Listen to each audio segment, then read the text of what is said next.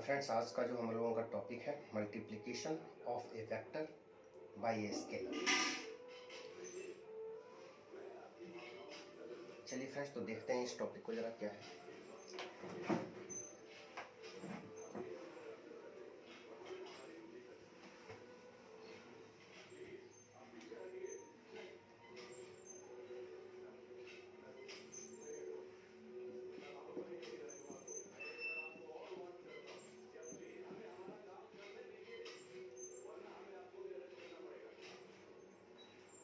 तो हमें एक स्केलर से किसी वेक्टर को मल्टीप्लाई करना है ऑफ ए वेक्टर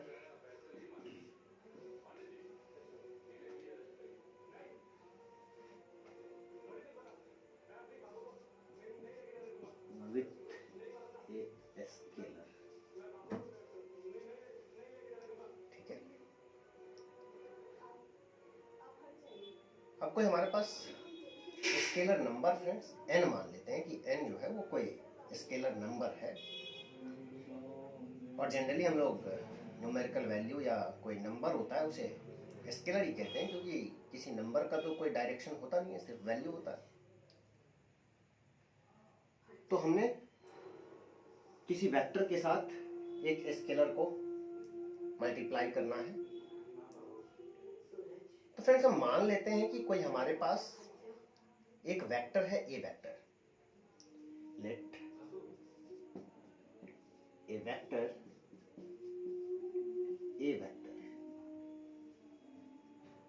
अब हम इस वेक्टर में किसी कांस्टेंट टर्म या स्केलर से मल्टीप्लाई करते हैं। Is multiplied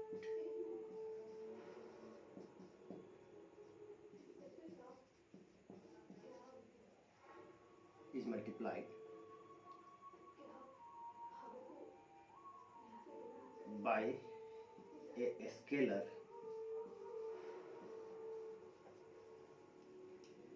n। n है क्या हमारा कोई स्केलर नंबर n। तो हमें एक न्यू वेक्टर मिलेगा, और उस न्यू वेक्टर को हम कह देते हैं B vector. That is means कि जो हमारा न्यू वेक्टर है बी, ये क्या है? तो ये रिजल्ट है जब हमने किसी स्केलर n को वेक्टर a के साथ मल्टीप्लाई कर दिया। अब फ्रेंड्स, ये जो हमारा न्यू वेक्टर है बी वेक्टर, ये वेक्टर कैसा होगा, इसका मैग्नीट्यूड क्या होने वाला है, इसका डायरेक्शन क्या रहने वाला है, और फिर इस न्यू वेक्टर और पहले से जो हमारे पास है ए वेक्टर, उसके रिलेशन को डिफाइन करना है कि वो पैरेलल है या फिर इक्वल वेक्टर है या फिर एंटी पैरेलल वेक्टर है। किस टाइप के वेक्टर के रिलेशन को ये फॉलो कर रहा है, हमने वो जानना है। फ्रेंड्स, फर्स्ट ऑफ ऑल यहां हम 3 केस लेकर चलते हैं। जो हमारा पहला केस है, उस केस फर्स्ट में, केस फर्स्ट है friends, if n is greater than 0, यानी कि n जो है कोई पॉजिटिव नंबर है। अगर n कोई पॉजिटिव नंबर होगा तो डेफिनेटली जो हमें न्यू वेक्टर मिलेगा बी वेक्टर, जब n का वैल्यू 0 से बड़ा आप कुछ भी यहां डालेंगे, तो जो हमें बी वेक्टर मिलने वाला है डेफिनेटली उसका डायरेक्शन तो ए वेक्टर के पैरेलल ही होगा। यानी हम ये तो बता ही सकते हैं कि B vector will be parallel, short में लिख देते हैं पैरेलल को इस तरह से, दो पैरेलल लाइन ऊपर में एलियन लगा देते हैं शॉर्ट में, parallel to A vector, to A vector. Friends, मान लीजिए कि 0 से बड़ा तो 1 होता है, 2 होता है, 3 4 5 समथिंग, तो हमने n इज इक्वल टू 1 ले लिया और a वेक्टर है वो गिवन है, वो तो दिया हुआ है। तो फ्रेंड्स ऐसा मानिए कि ये हमारा a वेक्टर है, ये हम पहले से ही लिए हुए हैं, दिया रहे, तो a वेक्टर गिवन है। अब हमने उस a वेक्टर के साथ जिस स्केलर को मल्टीप्लाई करना है उसका वैल्यू कितना है 1। और आप जानते हैं कि 1 के साथ अगर किसी फिजिकल क्वांटिटी को, किसी नंबर को मल्टीप्लाई करते हैं तो रिमेंस वही रिजल्ट आ जाता है। तो अगर हम इस b वेक्टर में n की जगह वैल्यू 1 डाल भी दें तो फिर से आप क्या पाएंगे कि ये जो b वेक्टर है वो a वेक्टर के इक्वल हो जाता है, वही रिजल्ट a वेक्टर। यानी फ्रेंड्स जो हमें b वेक्टर मिलने वाला है वो a वेक्टर के इक्वल होगा। और आप इक्वल वेक्टर तो जान चुके हैं, मैग्नीट्यूड और डायरेक्शन दोनों सेम होने पे कोई वेक्टर इक्वल वेक्टर हो सकता है या आप उसे इक्वल वेक्टर कह सकते हैं। तो फ्रेंड्स इस के रिलेशन को समझते हैं। तो a वेक्टर जो हमें दिया हुआ था वो इस तरह से, और जो b वेक्टर हमें मिल रहा है वो भी a वेक्टर के इक्वल है। तो ये हो गया फ्रेंड्स a वेक्टर और ये हो गया b vector. That is means कि जो रिजल्ट हमें मिला वो मिला इक्वल वेक्टर का। जो रिलेशन मिला दोनों वेक्टर के बीच किसी स्केलर n के साथ मल्टीप्लाई करने पर, जब हमने n का वैल्यू 0 से बड़ा रखा है, ग्रेटर देन 0 पॉजिटिव वैल्यू है, और पॉजिटिव वैल्यू हमने पहला ले लिया n इक्वल टू 1। फ्रेंड्स अगर हम नेक्स्ट n का जो वैल्यू है वो ग्रेटर देन 1 ले लें, अब अगर ग्रेटर देन 1 आपने कोई वैल्यू रखा है तो डेफिनेटली जो हमारा रिजल्टेंट वेक्टर होगा, यानी जो न्यू वेक्टर होगा, रिजल्टेंट नहीं न्यू वेक्टर होगा b वेक्टर, वो क्या मिलने वाला है। तो यहां पर जो n का वैल्यू होगा वो हमें क्या डालना पड़ेगा, ग्रेटर देन 1। और ग्रेटर देन 1 मतलब 2 3 4 5 6, और ये हमने पहले ही क्लियर कर रखा है कि n जो है वो पॉजिटिव है, यानी कि यहां पर 2 3 4 5 6 समथिंग आएगा। तो फ्रेंड्स यहां पर बस मैग्नीट्यूड में डिफर करेगा ये b और a। अब n का आप जो भी वैल्यू डाल देते हैं यहां, तो वो a का पहले से जो मैग्नीट्यूड है उसको उतना टाइम्स इंक्रीज कर देगा, मल्टीप्लाई हो जाएगा, और जो फाइनल रिजल्ट आएगा इसका वो कहलाएगा b वेक्टर का रिजल्ट। और b वेक्टर क्या हो जाएगा, a वेक्टर से बड़ा हो जाएगा। कितना टाइम्स, तो n का जो भी वैल्यू आप यहां डाले होंगे। तो बस मैग्नीट्यूड में, डायरेक्शन में नहीं, क्योंकि जब हम डायरेक्शन किसी वेक्टर का चेंज करेंगे तो डेफिनेटली वहां पर साइन आना चाहिए। साइन जो है सो एक दूसरे के अपोजिट होना चाहिए। जो यहां साइन में कोई चेंज नहीं हो रहा, ए भी पॉजिटिव और जो रिजल्ट मिलेगा मल्टीप्लाई करने के बाद बी वो भी पॉजिटिव, तो डायरेक्शन में कोई डिफरेंस नहीं आएगा, बस मैग्नीट्यूड में डिफरेंस आएगा। तो फ्रेंड्स अगर ये आपका ए वेक्टर है तो ये हो जाएगा बी वेक्टर।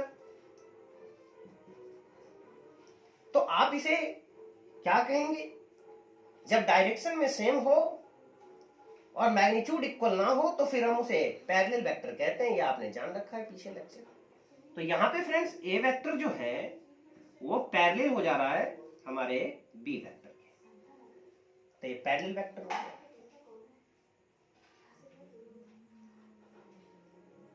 फ्रेंड्स अगला कॉन्सेप्ट ये है कि हमने n का वैल्यू जो है, n कोई स्केलर है, नंबर है, 0 से बड़ा रखें और 1 से छोटा रखें, यानी n का वैल्यू इन बिटवीन 0 to 1 रखें। तो उस सिचुएशन में क्या होगा, तो फ्रेंड्स अगर आप 0 से बड़ा रखे हैं n का वैल्यू, तो लेके भी चलते हैं हम केस को, केस तो वही है पॉजिटिव होने का। तो फ्रेंड्स अब जो है हमारा, उसमें हमने क्या कर रखा है, इनको ग्रेटर देन ले रखा है 0 और लेस देन ले रखा है 1। फ्रेंड्स अगर n का वैल्यू आप 1 लेते हैं तो आप जानते हैं कि b और a जो था वो इक्वल मिल रहा था, जब आप 1 लेते हैं। अगर 1 से छोटा लेते हैं तो b का रिजल्ट क्या है, n के साथ मल्टीप्लाई होने पे आता है। तो जब 1 लेते हैं तो इक्वल होता है, 1 लेने पे क्या होता है, इक्वल होता है। तो अगर n का वैल्यू 1 से छोटा रखें आप, 0 से बड़ा मतलब कुछ तो मैग्नीट्यूड होगा, लेकिन 1 से छोटा रखें तो अभी जो वैल्यू है वो n इज इक्वल टू 1 पर है, इक्वल। और 1 से जैसे ही छोटा करेंगे तो डेफिनेटली b का जो रिजल्ट मिलने वाला होगा वो a से स्मॉलर हो जाएगा, लेकिन कुछ तो होगा, 0 तो नहीं होगा, क्योंकि हमने ग्रेटर देन 0 और लेस देन 1 ले रखा है। तो अभी का जो सिचुएशन है फ्रेंड्स, इस सिचुएशन में ये हमारा अगर a वेक्टर है तो ये हो जाएगा b वेक्टर। फ्रेंड्स अभी भी आप क्या पा रहे हैं, तो अभी भी आप देख रहे हैं कि डायरेक्शन जो है वो सेम है, क्योंकि पॉजिटिव तो वो अभी भी है, तो डायरेक्शन पे कोई असर नहीं पड़ा, बस मैग्नीट्यूड जो है वो डिफर कर गया। यानी ये किस तरह के वेक्टर की कैटेगरी में आया, तो आप इसे पैरेलल वेक्टर कह सकते हैं। तो ये हो जाएगा ए वेक्टर पैरेलल टू टी। ठीक है फ्रेंड्स, अब हमने फ्रेंड्स लेना है केस सेकेंड। तो चलिए देख लेते हैं केस सेकेंड को।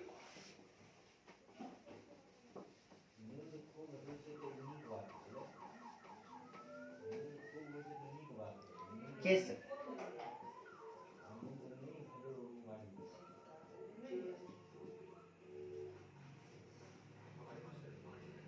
सेकेंड में हमें फ्रेंड्स n का जो वैल्यू है वो ले लेना है 0। अगर फ्रेंड्स आपने n का वैल्यू 0 ले रखा है तो आप जानते हैं 0 एक ऐसा डिजिट है, ऐसा नंबर है जो आप किसी के साथ मल्टीप्लाई करें तो उसके रिजल्ट को 0 कर देता है। तो डेफिनेटली फ्रेंड्स आप जानते हैं कि हमें जो b वेक्टर मिलता है वो तो n से मल्टीप्लाई करके a में जो आएगा वो होता है। तो n अगर 0 आपने डाला तो ये b वेक्टर जो है वो 0 हो जाएगा। लेकिन फ्रेंड्स ध्यान देने वाली बात ये है यहां कि हम 0 को वेक्टर भी कह सकते हैं और स्केलर भी कह सकते हैं। जब आप 0 को कहीं वेक्टर बोलते हैं तो डेफिनेटली वहां पर हमने किसी वेक्टर के ऐसे मल्टीप्लिकेशन के प्रॉपर्टी का फॉलो करना होता है जो एक वेक्टर रिजल्ट दे। हम जानेंगे आगे डॉट प्रोडक्ट और क्रॉस प्रोडक्ट में। तो यहां फ्रेंड्स सिंपली आप ये समझिए कि जब आपने n का वैल्यू 0 डाला तो ये 0 हो गया। तो क्या है ये 0? b वेक्टर का मैग्नीट्यूड। लेकिन है तो ये वेक्टर, तो रिप्रेजेंटेशन तो वेक्टर की तरह होना चाहिए। सो फ्रेंड्स इसे आप ये लिखेंगे 0 वेक्टर। ये 0 वेक्टर है, नॉट 0। तो ये तो फ्रेंड्स क्लियर ही हो गया कि यहां पर जो न्यू वेक्टर मिलेगा वो हो जाएगा हमारा 0। तो ये इसमें कोई और कॉन्सेप्ट बचता ही नहीं है। नेक्स्ट पे आते हैं थर्ड कॉन्सेप्ट। थर्ड में friends if n less than 0, अगर n का वैल्यू फ्रेंड्स हमने लेस देन 0 ले रखा है, 0 से छोटा मतलब निगेटिव, तो फ्रेंड्स यहां पर जो है ना वो साइन का इन्वॉल्वमेंट हो जाएगा। अब जो साइन है वो एक वेक्टर का दूसरे वेक्टर के रिस्पेक्ट में हमें अपोजिट दिखने लगेगा, तो डायरेक्शन भी हमें एक दूसरे के अपोजिट दिखने लगेगा। तो फ्रेंड्स यहां जो हमें न्यू वेक्टर मिलने वाला है वो n is to A vector, scalar के साथ मल्टीप्लाई करना। वो n का जो वैल्यू है यहां वो क्या लेना है, 0 से स्मॉल, यानी कि डेफिनेटली यहां निगेटिव तो आएगा ही। तो हम इसको इस तरह से पहले ही माइनस लिख देते हैं अब मॉड में n डाल देते हैं इज टू ए वेक्टर। ऐसा क्यों किया फ्रेंड्स? ऐसा हमने इसलिए किया क्योंकि n अगर हमने इसमें मॉड लगा दिया तो n अब एक पॉजिटिव नंबर बन गया, और फिर इस n का a के साथ, पॉजिटिव नंबर n के साथ a के मल्टीप्लिकेशन का डिस्कशन हमने कर रखा है। बस साइन यहां पर जो है वेक्टर का जो डायरेक्शन है ना, उसने हमने रिवर्स कर देना है। माइनस बस इसी को इंडिकेट कर रहा है, इसलिए हमने मॉड लगा दिया। अच्छा, आप यहाँ 1 लेते तो -1 हो जाता ना, तो 0 से स्मॉल। 2 लेते तो -2 हो जाता ना, क्योंकि n का वैल्यू 0 से छोटा। 2 तो -2, तो -2 होता है ना 0 से स्मॉल। तो फ्रेंड्स हमने इसमें n का वैल्यू जो है वो मान लीजिए कि 1 ले लिया, n इज इक्वल टू 1 ले लिया। देन फ्रेंड्स b वेक्टर जो है वो अब इक्वल हो जाएगा -a वेक्टर के। तो फ्रेंड्स इक्वल है, क्या इक्वल है? मैग्नीट्यूड इक्वल है। डायरेक्शन में ये अपोजिट है, एक प्लस तो दूसरा माइनस। तो फ्रेंड्स यहां पर इसे आप अगर a वेक्टर कह रहे हैं तो ये हो जाएगा हमारा b वेक्टर। और आप इस रिलेशन को जान रखे हैं कि अगर दो वेक्टर मैग्नीट्यूड में इक्वल, डायरेक्शन में अपोजिट हो, तो एक वेक्टर दूसरे वेक्टर का निगेटिव हो जाता है। आप देख भी रहे हैं यहां पर। अब फ्रेंड्स नेक्स्ट केस, हमने यहां n का वैल्यू, n जो है वो ले लिया ग्रेटर देन 0। अच्छा, ग्रेटर देन 1। ग्रेटर देन 1 का मतलब फ्रेंड्स, ग्रेटर देन 1 का मतलब यहां अगर 1 से बड़ा 2 तो -2, तो 0 से छोटा ये अभी भी है, इसलिए हमने यहां मॉड लगा दिया था। तो -2, -3, -4 इस सब सिचुएशन की बात करें। तो फ्रेंड्स मैग्नीट्यूड जो है, अगर यहां पर n का वैल्यू ग्रेटर देन 1 लेते हैं आप, तो इसके मैग्नीट्यूड को क्या करेगा? वो n टाइम्स इंक्रीज कर देगा। दैट मींस कि जो b वेक्टर है उसका मैग्नीट्यूड a के कंपैरिजन में n टाइम्स इंक्रीज कर जाएगा। तो माइनस क्या बता रहा है? डायरेक्शन को। तो यहां फ्रेंड्स a वेक्टर अगर ये है तो b वेक्टर का जो मैग्नीट्यूड है वो स्मॉल हो जाएगा। सॉरी, डायरेक्शन में अपोजिट होगा, ये तो आपको याद ही रखना है क्योंकि माइनस है। तो यहां आप क्या देख रहे हैं फ्रेंड्स? यहां दो वेक्टर का ऐसा रिलेशन है जिसमें डायरेक्शन तो अपोजिट है ही है, मैग्नीट्यूड भी इक्वल नहीं है। तो ऐसे वेक्टर को हम लोग किस कैटेगरी में रखे थे फ्रेंड्स? इसको हमने कहा था एंटी पैरेलल। तो ये वाला जो रिलेशन है फ्रेंड्स, ये हमारा एंटी पैरेलल का हो गया। एक केस और फ्रेंड्स, इसमें हमने क्या करना है कि जो n का वैल्यू है, n का जो वैल्यू है ना, ये हमने ग्रेटर देन 0 रखा और लेस देन 1 रखा। 0 और 1 के बीच में कोई भी वैल्यू ले लीजिए, माइनस तो है ही है। माइनस इसलिए क्योंकि ये जो ओवरऑल रिजल्ट है माइनस साइन के साथ, वो 0 से स्मॉल होना चाहिए।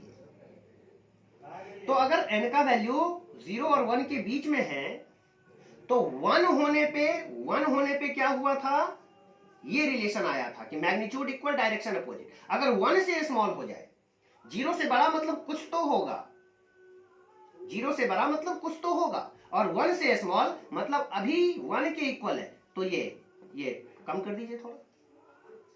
तो फ्रेंड्स आप इसमें क्या देख पा रहे हैं? इसमें फ्रेंड्स आप ये देख पा रहे हैं कि ये अगर a वेक्टर है तो ये हो जाएगा हमारा b वेक्टर। क्लियर है ना फ्रेंड्स? तो ये, और ये जो रिलेशन है फ्रेंड्स, अभी भी आप क्या देख रहे हैं कि डायरेक्शन में अपोजिट और मैग्नीट्यूड में इक्वल नहीं है, तो फिर ये एंटी पैरेलल ही हो गया। तो ये कॉन्सेप्ट था फ्रेंड्स हमारा multiplication of A vector with a scalar. अगर हम किसी वेक्टर में स्केलर से मल्टीप्लाई करते हैं तो जो हमें रिजल्ट मिलता है वो रिजल्ट वेक्टर के, यानी कि किस टाइप के वेक्टर के रिलेशन को बताता है, वो हमने अभी डिस्कस किया। तो फ्रेंड्स अगर आप किसी स्केलर से किसी वेक्टर में मल्टीप्लाई करते हैं तो रिमेंस जो आपको रिजल्ट मिलता है वो भी एक वेक्टर ही होता है। यहां से ये क्लियर हुआ, ये हमारे डिस्कशन का रिजल्ट था। अब फ्रेंड्स, अब हमने ये डिस्कस करना है कि जब हम किसी वेक्टर के डायरेक्शन की बात करते हैं तो उसे फिर हम लिखते कैसे हैं, दिखाते कैसे हैं, उसे हम इन चीजों पर डिस्कस करना है। देखिए फ्रेंड्स, तो ये हमारा कॉन्सेप्ट हुआ।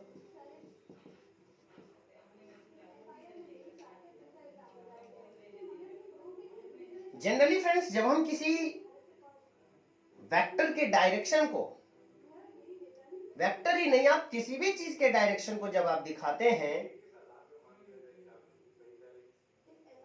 इंडिकेट करते हैं, तो फ्रेंड्स एंगल कितना लेना है ये तो हमें कहा जाता है, दिया जाता है, गिवन रहता है। लेकिन फ्रेंड्स उसे लेना कहां से है और उसे दिखाना कैसे है, रिप्रेजेंट कैसे करना है उसे, इस चीज पे थोड़ा डिस्कस कर लेते हैं। ये आप पहले से जानते भी होंगे। तो फ्रेंड्स, यहां to indicate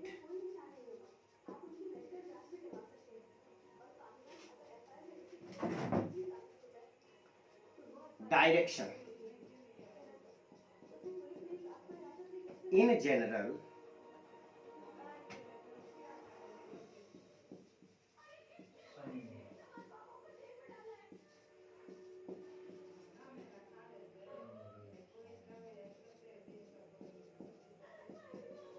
made by the vector with positive x-axis in anti-clockwise direction।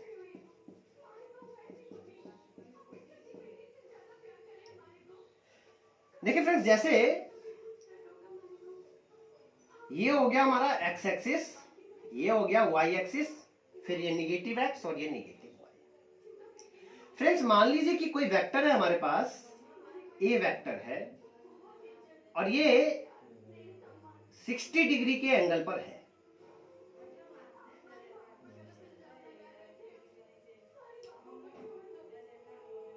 तो फ्रेंड्स, ये वेक्टर हमारा 60 डिग्री के एंगल पर है। तो हमने इसमें अगर सिंपली आपको कह दिया कि कोई वेक्टर ए है जो 60 डिग्री के एंगल पर है, उसे दिखाइए, तो आप इस कंफ्यूजन में नहीं उलझना कि आखिर वो 60 डिग्री कहां से है। तो जब भी हम किसी वेक्टर के डायरेक्शन को दिखाते हैं तो उसका एंगल हमेशा पॉजिटिव एक्स एक्सिस के लाइन से ही लेना होता है और डायरेक्शन, उसका एंगल को लेने का जो डायरेक्शन है वो हमेशा एंटी क्लॉकवाइज में ही होता है। जैसे फ्रेंड्स, मान लीजिए कि आपको कहा जाए कि कोई वेक्टर है,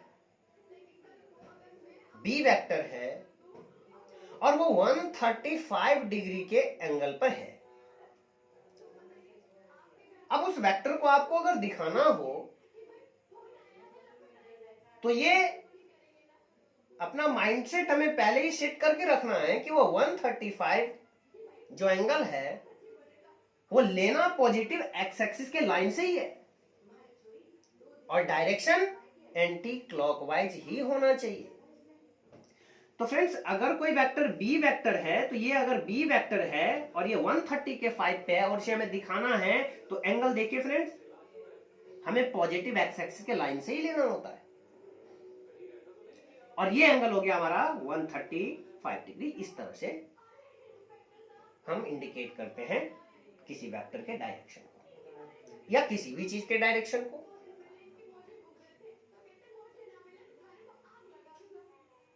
अब फ्रेंड्स, अब हमने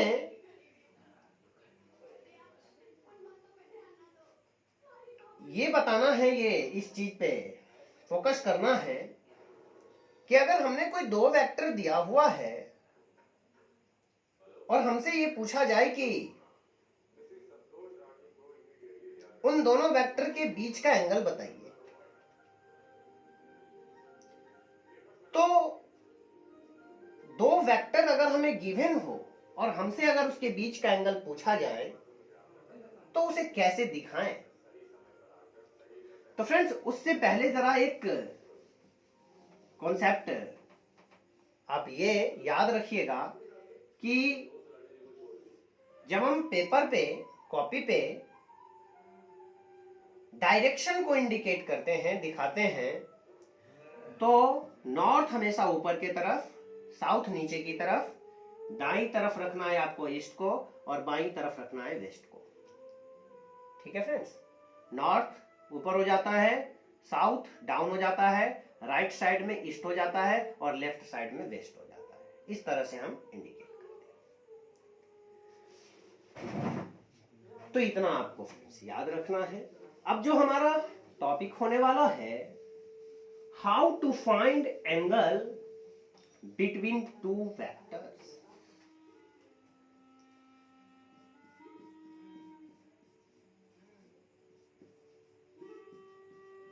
how to find angle between two vectors. ठीक है फ्रेंड्स, देखिए जैसे मान लीजिए कि दो वेक्टर हमने इस तरह से ले लिया, ये एक वेक्टर ए है और ये एक वेक्टर हमारा बी हो गया, और ये एंगल फ्रेंड्स थीटा गिवन है।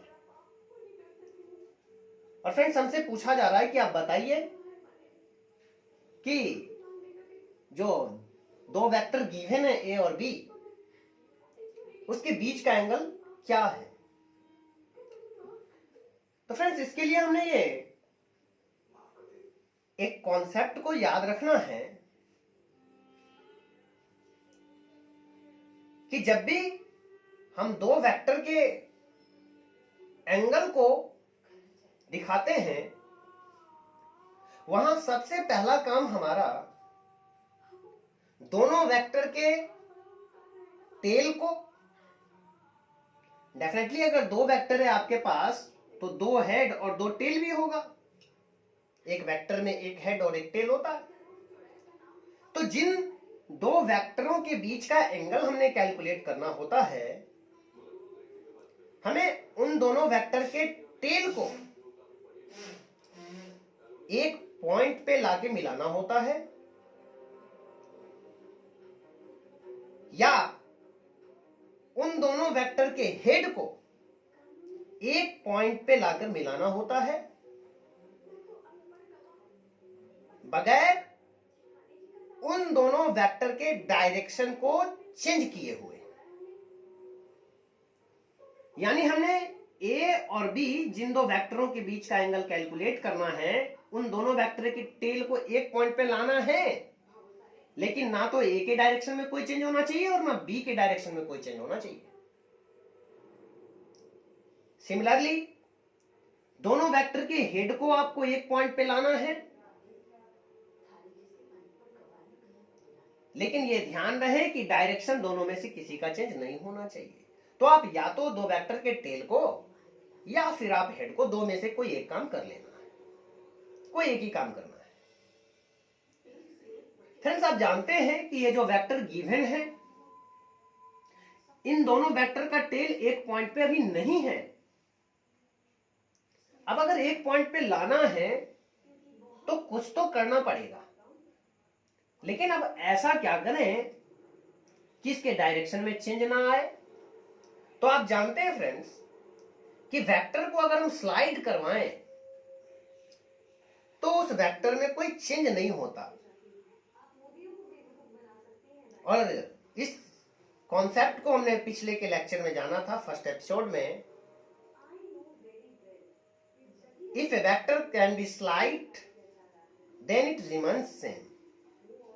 then it remains same. अगर आप वेक्टर को स्लाइड करते भी हैं तो उसके रिजल्ट में कोई असर नहीं पड़ता, डायरेक्शन में कोई असर नहीं पड़ता, सेम ही मिलता है, सेम ही रहता है। तो फ्रेंड्स वही काम हम करते हैं। पहले हम दोनों वेक्टर के टेल को एक पॉइंट पे लाते हैं, इस कॉन्सेप्ट से एंगल जानते हैं, फिर दोनों वेक्टर के हेड को एक पॉइंट पे लाते हैं, उस कॉन्सेप्ट से एंगल जानते हैं, सेम ही मिलेगा। तो फ्रेंड्स देखिए जरा, अगर हम दो वेक्टर के टेल को एक पॉइंट पे लाना चाहें तो ए वेक्टर को जरा स्लाइड करवा दीजिए। तो फ्रेंड्स जो हमारा बी वेक्टर है वो इस तरह से है और ए वेक्टर को हमने स्लाइड करवाया और स्लाइड करवा के इस टेल को यहां ले आए। तो इस तरह से फ्रेंड्स स्लाइड करवा दिए, ये जो यहां था उसे स्लाइड करवा के इस टेल को यहां ले आए, यहां इस तरह से। अब फ्रेंड्स देखिए,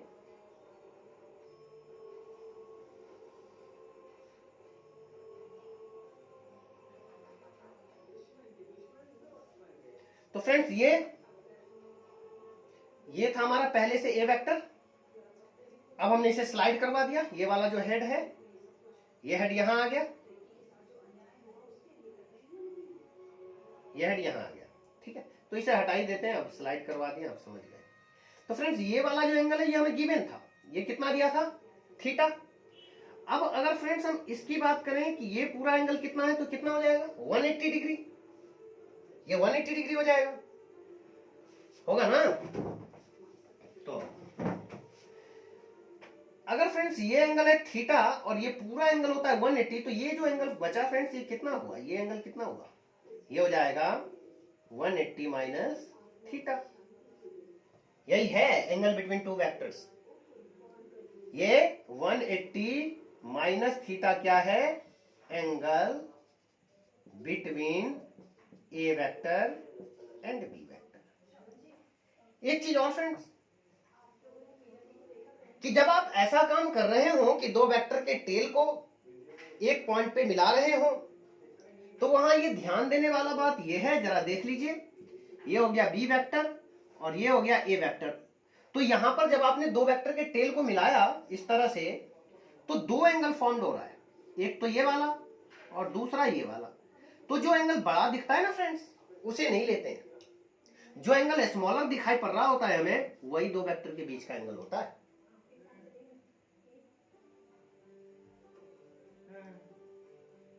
अब फ्रेंड्स अगला देख लेते हैं हम दो वेक्टर के हेड को मिलाकर। तो देखिए फ्रेंड्स, ए वेक्टर जो है ना वो इस तरह से, ये जैसे था वैसे ही है। अब हमने बी वेक्टर को स्लाइड करवाया और इसके हेड को यहां ले आए। तो जो बी वेक्टर था फ्रेंड्स इस तरह से था, स्लाइड करवाया हमने इसे।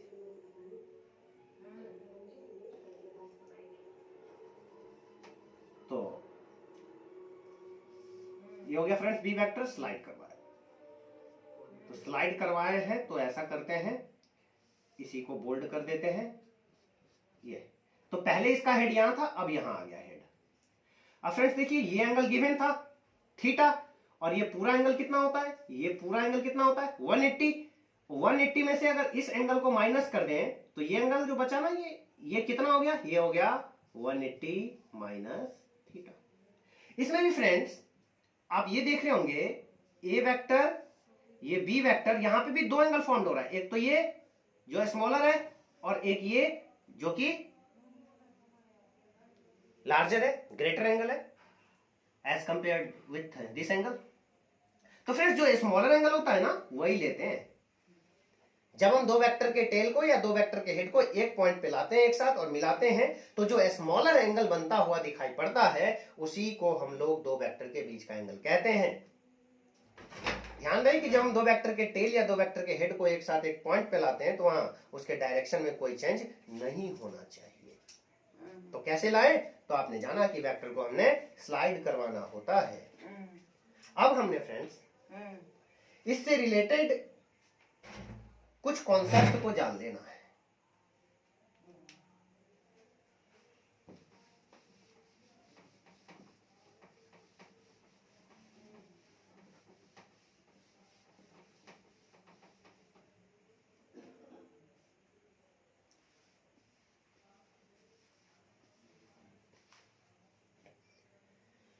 देखिए फ्रेंड्स, जैसे कि ये एक वेक्टर है ए और ये एक वेक्टर है बी।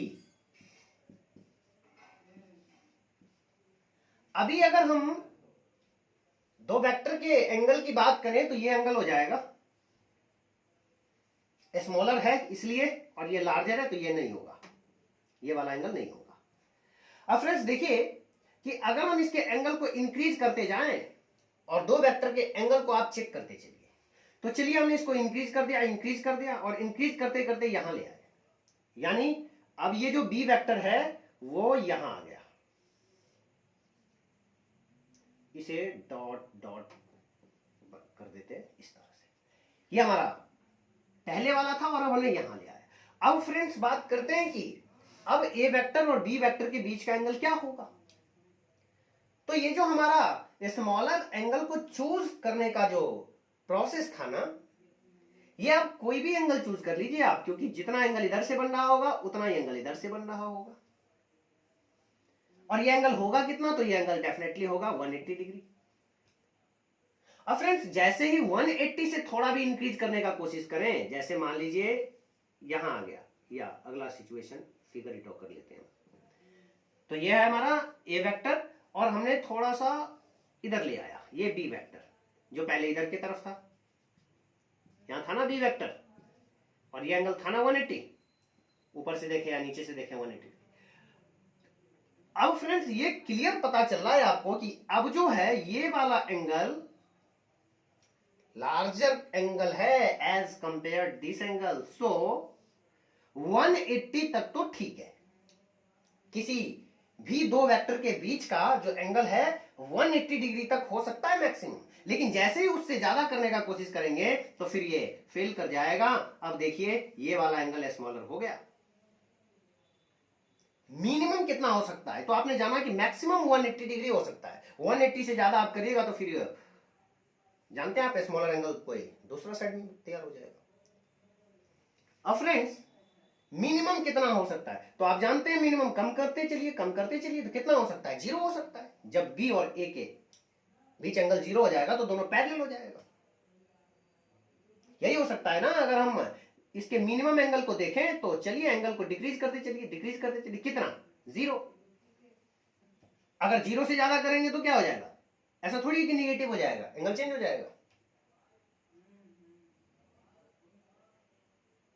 तो फ्रेंड्स आप यहां से ये जान पाए कि दो वेक्टर के बीच का जो एंगल है वो मैक्सिमम हो सकता है 180 डिग्री और मिनिमम हो सकता है 0 डिग्री। यानी अगर हम थीटा को कहें कि ये है एंगल बिटवीन टू वेक्टर्स, तो ये जो थीटा है ना फ्रेंड्स, ये greater than equal to 0 degree होगा और less than equal to 180 degree होगा। तो ये दो वेक्टर के बीच के एंगल का एक कॉन्सेप्ट है कि ये इन बिटवीन 0 टू 180 डिग्री होता है। क्लियर है फ्रेंड्स?